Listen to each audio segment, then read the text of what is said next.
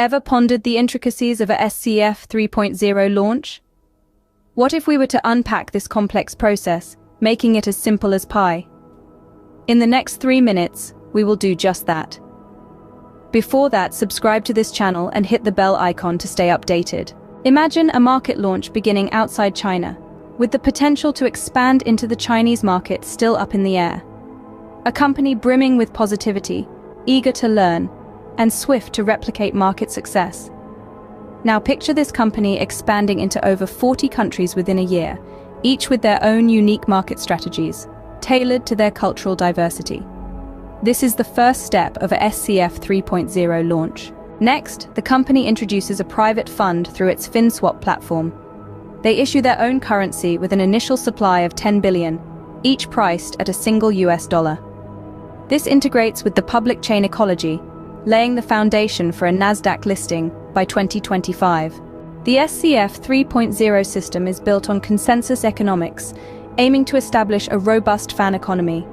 Participation requires a minimum investment of $500 per person, and the economy grows through a 1-5 replication model across 20 generations.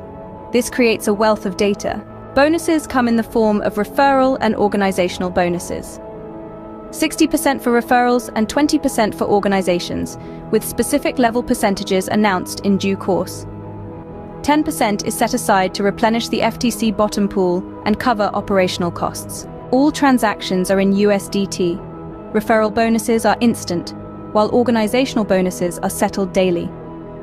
Each purchase comes with an equivalent amount of platform currency, with the locked duration for the gifted currency announced at a later date. Considering several budget scenarios, the potential of a SCF 3.0 launch becomes clear. Whether it's referring 5 people up to the 10th generation, yielding 1.9 million members, or a minimum $500 entry, assuming a conservative 1% referral bonus.